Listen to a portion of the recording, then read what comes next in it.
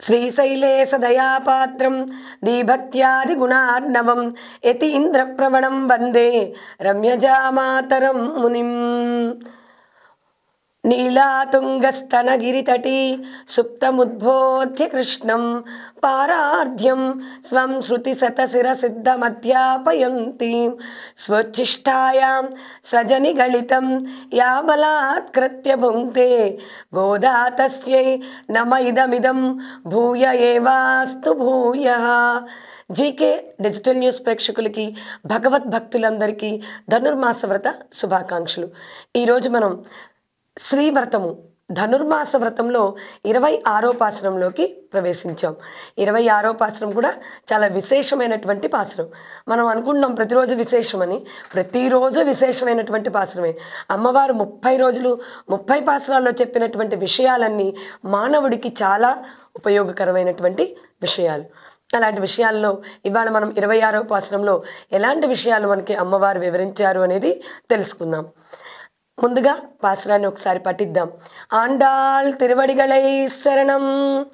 மாலே மணிவண்ணா மார்கழி நீராடுவான் மேலையார் சேயவனகள் வெண்டுவன கேட்டியல் கிராலத்தெல்லாம் நடுங்க முரல்வன பாலண்ண வண்ணத்து உன் பாஞ்சசன்னியமே போல்வனன் செங்கல் போயப்பாடுடையனவே சாலப்பெரும் பாறை பல்லாண்டு செப்பாரே கோலா விளக்கடியே கொடியே வித்தானமே ஆளி நிலையாய் அருளேலோ ரெம்பாவாய். ఆండాళ్ తిరువడిగళై శరణం. పరమాత్మ సౌలభ్య పరతత్వములను తెలియజేసే విశేషమైనటువంటి పాసురం ఇది. సౌలభ్యం అంటే ఆయన ఎంత సులభుడో. సౌలభ్యం అంటే ఏంటి? సులభం. చక్కగా భగవంతుడిని పొందడం చాలా సులభమైనటువంటి మార్గం. అలా ఎంత సులభము. పరత్వం అంటే ఇతరులు, పరత్వము అంటే పర అంటే ఇతర, పరత్వములను తెలియజేస్తుంది ఇక్కడ పాశ్రంలో. భగవానుడే ఉపాయము, భగవానుడే ఉపేయము అని గోపికలు నమ్మారు ఇక్కడ. అందుకని ప్రసన్నులు కదా స్వామివారు, మరి స్నానవత్రం ఆచరించవచ్చునా అనేటువంటి సందేహం కలుగుతుంది. ప్రసన్నులు అనగా భగవంతునికి ప్రపత్తి, శరణాగతి, స్వామి నీవే దిక్కు మాకు అనేటువంటి శరణాగతి చేసిన వారుట. ప్రపత్తి అనగా భగవత్ ప్రవృత్తి విరోధక స్వప్రవృత్తి నివృత్తి. అంటే ఏంటి? భగవానుడు మనకై చేసేటువంటి ఉపకార ప్రవృత్తి. భగవంతుడు ఎప్పుడూ మనకు ఉపకారమే చేస్తాడు. ఆటంకము తనకై తాను ఆచరించే పనులు జీవుడు మాని ఉండాలి. జీవుడు చేస్తాడు, ఆటంకాలు కలిగించుకుంటాడు. ఎందుకు? అతి చేసినటువంటి కర్మల వల్ల. కర్మల వల్ల పనుల్లో ఆటంకాలు జరుగుతూ ఉంటాయి. అందుకని ఎప్పుడు భగవంతుడు ఎప్పుడు ఉపకారమే చేస్తాడు మనిషికి. మన వాళ్ళు అసలు భారతీయులు అంతా భగవంతుడితో ఎందుకు మునేశారంటే భయపడతారని. అంతేగాని భగవంతుడేమి కొట్టేయడు. అమ్మో మొక్కు తీర్చకపోతే మొక్కులు తీర్చాలి, కానీ అది మనకు కుదరకపోతే మనం ఎప్పుడో కుదిరినప్పుడు తీర్చచ్చు. అంతేగాని దానికోసం మనం ఇబ్బంది పడుతూ మొక్కు తీర్చాల్సిన అవసరం ఉండదు. అందుకని సులభుడు అంటున్నారు ఆయన. అందుకే చాలా సులభంగా ఉంటారు. మనం భయపడి ఎక్కువగా చేసి మనమే ఇబ్బందులు కొని తెచ్చుకుంటూ ఉంటాం. అందుకని సులభుడు ఆయన. చాలా చక్కగా సులభంగా స్వామి మనకి అందుతారు. ఎప్పుడు మనం చక్కగా అలా ప్రవర్తించినప్పుడు, మన కర్మలు సక్రమంగా ఆచరించినప్పుడు భగవంతుడు మనకి సులభుడు అవుతాడట. ప్రవృత్తి నిష్ట గలవారు భగవంతుడిపైన సంపూర్ణ విశ్వాసముతో సర్వకర్మ పరిత్యాగము చేయవలన కదా. కానీ ఇక్కడ ప్రసన్నుడు కర్మలను అసలు చేయడం మానరాదు. కర్మలు మానేయకూడదు. మనం కర్మ అంటే ఏంటి? మనం చేసేటువంటి పని. అది చివరికి కర్మ అనేటువంటి పదంతో కొంతమంది మాట్లాడుతూ ఉంటారు మాటల్లో. కర్మ కర్మ అంటే మనం చేసే పని. ఏం చేస్తాం? కర్మ అలా ఉంది అంటుంటారు. కర్మ అంటే ఏంటి అంటే నుదుటి రాతని ఎవరు రాస్తారు అంటే భగవంతుడు రాస్తాడు. కానీ దాన్ని సక్రమమైన మార్గంలో పెట్టుకోవాల్సిన వాళ్ళు మనమే. అందుకని కర్మలు ఇక్కడ మనం ఆచరించాలట. మన కర్మ మనం చేయాలి. ఆ కర్మ భావన మార్పు రావాలి. మన కర్మ మనం చేస్తున్నామా లేదా అది మనల్ని ప్రశ్నించుకోవాలి. అది మంచి కర్మలు చేస్తున్నామా, చెడు కర్మలు చేస్తున్నామా? చెడు కర్మలు చేస్తే మనకి ఫలితాలు చెడుగానే ఉంటాయి. మంచి కర్మలు ఆలోచిస్తే మనకి ఎప్పుడు మంచి కర్మలే జరుగుతాయి. మీరు ఆలోచించి చూడండి, కొన్ని రోజులు మంచి కర్మలు చేసి చూడండి, మన కర్మ కూడా బాగానే ఉంటుంది. ఇక్కడ అమ్మవారు అదే చెప్తున్నారు. భగవత్ ప్రీతి కొరకు భగవత్ పరిక్రమం తనచే చేయించుకొనుచున్నాడని భావించి ఎప్పుడూ ఏం చేయాలట? శిష్టాచార సిద్ధమగు కర్మలను ఆచరింపవలెను. శిష్టాచారము అంటే ఏంటి? మంచి ఆచారములు ఏవైతే మనకు పెద్దలు చెప్పారో ఆ ఆచారాన్ని ఆచరించాలి. అంతేగాని కర్మలను పూర్తిగా విడిచిపెట్టేయకూడదు. మనం చేయాల్సిన కర్మని వదిలిపెట్టేయకూడదు. ఇవి మంచి లక్షణాలు కాదు. కనుక గోపికలు పెద్దలు చేసిన రీతిలో ఈ వ్రతం చేశారట. ఇంతకుముందు చేశారు కదా, కాత్యాయని వ్రతం అనే పేరుతో ద్వాపర యుగంలో కృష్ణుడిని పొందడం కోసం గోపికలందరూ చేశారు ఈ వ్రతాన్ని. ఆ కాత్యాయని వ్రతం చేశారు, అలాగే ఈ వ్రతం శ్రీవ్రతం చేస్తున్నారు. కాబట్టి ఈ వ్రతాన్ని ఇంతకుముందు చేశారు. ఇక మన స్నాన వ్రతం పూర్తి కాబోతున్నది. 26వ పాసంలోకి వచ్చాం. ఇంకా 4 పాసరాల్లో మనకు స్నానవ్రతం పూర్తయిపోతుంది. ఈనాటి నుండి నీరాట్టం అంటారు. నీరాట్టం అంటారు అంటే ఏంటి? స్నానం ప్రారంభమైంది. ఇక్కడ స్నానం అంటే ఒక నదికి వెళ్ళి మునగడం కాదు, భగవంతుని గుణముల్లో మునగడమే స్నానం. భగవంతుడిని చూస్తూ భగవంతుడి ముందు కూర్చొని భగవంతుడి యందు ధ్యానాన్ని పెట్టి భగవంతుడిని యందు ధ్యానించడమే స్నానం అంటే. స్నానం అంటే మనం నదికి వెళ్ళి స్నానం చేయడం, ఇంట్లో స్నానం చేయడం ఇది కాదు. కాబట్టి ఇక్కడ ఏమంటున్నారు? భగవత్ అనుభవంలో మునగడమే స్నానం. అహంకార మమకారములు అనేటివి తొలగించుకునేడమే స్నానం. ముందులో అమ్మవారు చెప్పారు, స్నానానికి వెళదాం రండి అని పిలిచారు ఫస్ట్ పాసనం. ఇక్కడ స్నానం అంటే ఏంటో ఇప్పుడు మనకి అర్థమవుతుంది. మనం అహంకార మమకారములు అనేటువంటివి వదిలివేయడం. ఈ పాసనంలో గోపికలు శ్రీకృష్ణుని కోరుతున్నారట. అయితే ఆశ్రిత వ్యామోహమూర్తి మాలే అంటున్నారు. ఇంద్ర నీలమణిని పోలిన శరీరకాంతి స్వభావము కలవాడు. పూర్వం మా పెద్దలు ఈ మార్గశీర్ష వ్రతాన్ని స్నానవ్రతాన్ని చేశారు. వాళ్ళకి కావలసినటువంటి పరికరాలు నీవు వింటే చెప్పగలము. ప్రపంచమంతా వణికిపోతున్నట్లు శబ్దము చేసి పాలవలే తెల్లనైన నీ పాంచజన్యాన్ని ఇమ్మని కోరుకుంటున్నారట. శంఖము, పాంచజన్యం అనేటువంటి శంఖము, ఆ శంఖమును పోలినటువంటి శంఖం మాకు కావాలి. ఇంకా అడుగుతున్నారట, విశాలముగు చాలా పెద్ద పర అనేటువంటి వాద్యము కావాలి. మంగళ దినములు, ధ్వజములు, మేలుకట్లు అవన్నీ కావాలట మాకు. మంగళాశాసనముకు భాగవతులు కావలను. ఓ వటపత్ర సాయి సర్వశక్తిమంతుడా, ఇవన్నీ మాకు కృప చేయుము అని అడుగుతున్నారు. శ్రీకృష్ణుడు వ్యామోహశీలుడుట అంటే ఏంటి? ఈ విషయం చెప్పడానికి ఆండాళ్ళు ఏం చెప్తున్నారంటే ఆయనకు మాలే అని కొత్త పేరు పెట్టి పిలుస్తున్నారట.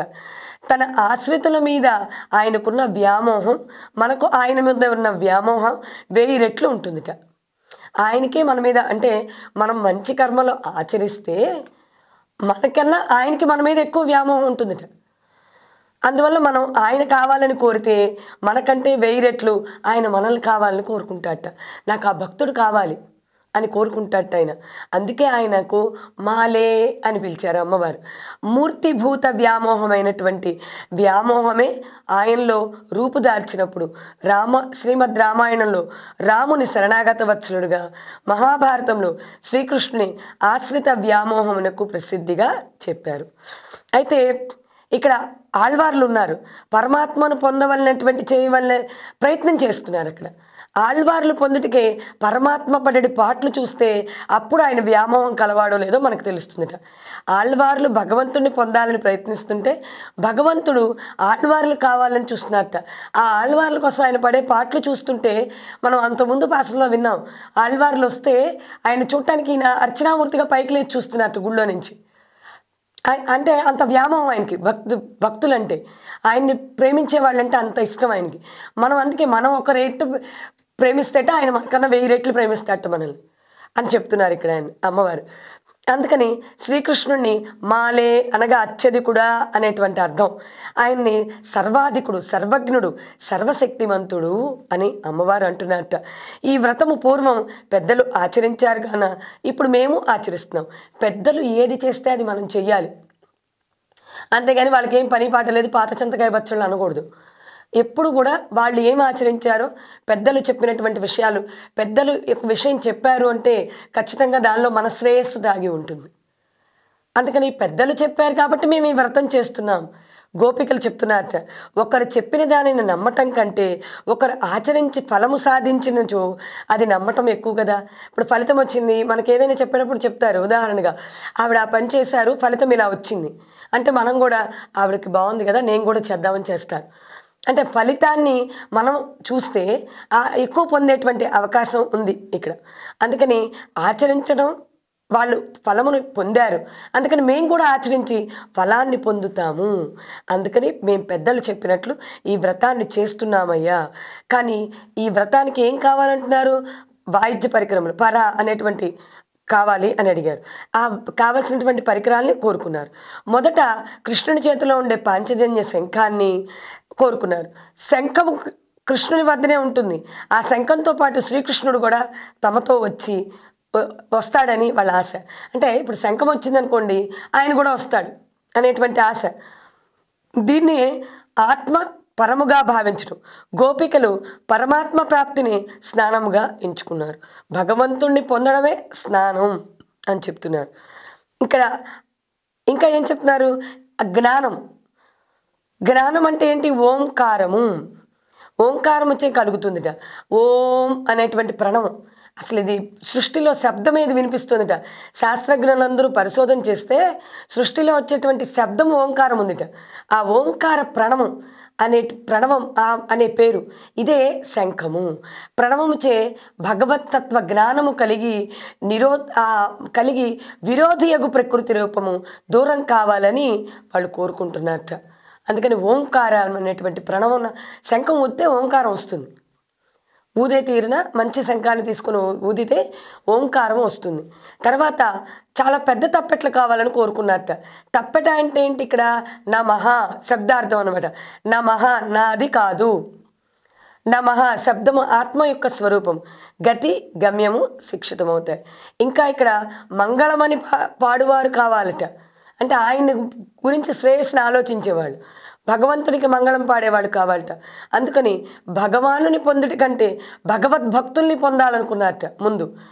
అందుకని ఏం చేశారు? గురువుల్ని ఆశ్రయించారు, భగవద్భక్తుల్ని ఆశ్రయించారు. వీళ్ళని ఆశ్రయించి అందరూ కలిసి స్వామిని పొందడానికి వచ్చారట. మంగళాశాసన నిష్ఠులగు భాగవతులు నిత్య సవాహనము భగవత్ప్రాప్తి ప్రధానము వాళ్ళకి. అందుకని మంగళదీపము కావలెను అని అడిగారట. ఇంకా ఏమడిగారో తెలుసుకుందాం. ఇక్కడ దీపమే భాగవత శేషత్వ జ్ఞానం. శ్రీరంగ హర్మ్యతల మంగళదీపరేఖాం అని అమ్మవారిని మంగళదీపరేఖగా శ్రీభట్ట వారు వర్ణించారు. అమ్మవారిని వర్ణించారు అలా.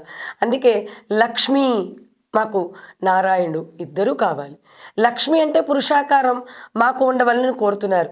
ఇక్కడ సంస్కృతంలో పురుష అంటే ఒక పుంలింగ శబ్దాన్ని తెలియజేయదు, వ్యక్తి అనేటువంటి తెలియజేస్తుంది. అక్కడ స్త్రీలింగం పుంలింగం అని కాదు. అమ్మవారి కటాక్షం ప్రసరించినచో ఆ దేవుడు ఏమవుతాట? ఉపాయం అని భాషించును. కనుక మంగళదీప రేఖ అని అమ్మవారిని ప్రార్థించారట. ఇంకా ధ్వజము, చాందిని కోరుకున్నారట. చాందిని అంటే ఉత్సవాల్లో వెళ్ళేటప్పుడు గొడుగులా ఉంటుంది, అలాంటి చాందిని కావాలని కోరుకున్నారట. దూరముగా నుండి వారు కూడా తాము కనపడేట్లు జెండా కావాలనుకున్నారట. జెండా పట్టుకుంటే జెండా కనిపిస్తుంది మనం కనపడిపోయినా, కాబట్టి దూరంగా ఉండే వాళ్ళకు కూడా జెండా ఉంటే మా చేతిలో కనిపిస్తుందని జెండా కోరుకున్నారట. మంచు పడకుండా చాందిని. వేదత్రయమూర్తి అగు గరుడడు శ్రీమన్నారాయణుడికి ధ్వజము, చాందిని కూడా అవుతాడట, ఆయనే అవుతాడు. అనగా భగవంతుని వహించే శబ్దమైన ఆ గరుడిని ప్రసాదించమని కోరుకుంటున్నారు. కనుక ఇవి కోరుకుంటున్నారంటే ఏం కోరుకుంటున్నారు? గరుడుని కోరుకుంటున్నారు. ఆయన వస్తే ఖచ్చితంగా స్వామి కూడా వచ్చేస్తాడు, అది వాళ్ళ ఉద్దేశం. అందుకని భగవంతుడిని వహించి శబ్దమైన ఆ గరుడుని ప్రసాదించమంటున్నాడు. గరుత్మంతుడు వస్తుంటే రెక్కల్లోనే శబ్దం వస్తుంది, ఓంకార శబ్దం, నారాయణ శబ్దం. అందుకని వాళ్ళు గరుత్మంతుడిని కూడా కోరుకున్నట్ట. ఇంకా కైంకర్య భోక్తత్వ బుద్ధి మనల్ని ఆవరించకుండా కాపాడాలని అనంత శేషుడిని కోరుకున్నట్ట. శేషుడు ఆయనకి ఆదిశేషుడు పాన్పుగా అంటే 1000 పడగలతో అలా గొడుగులాగా కనిపిస్తూ ఉంటాడు, ఆయన కావాలి. అందుకని మాకు ఆదిశేషుడు కూడా కావాలి. పై 6 వస్తువులు లభిస్తే భగత్ సారూప్యం సిద్ధించాలని గోపికలు స్వామిని ప్రార్థిస్తున్నారట. రేపటి పాశ్రంలో నువ్వే కావాలంటారు. ఇప్పటి వరకు ఈ వస్తువులన్నీ అడిగారు, అందుకే స్వామి అంటారు మళ్ళీ నన్ను అడుగుతున్నారు, ఇప్పటిదాకా వస్తువులను అడిగారు అనేటువంటి విశేషాలు రేపటి పాశ్రంలో మనకి తెలుస్తాయి.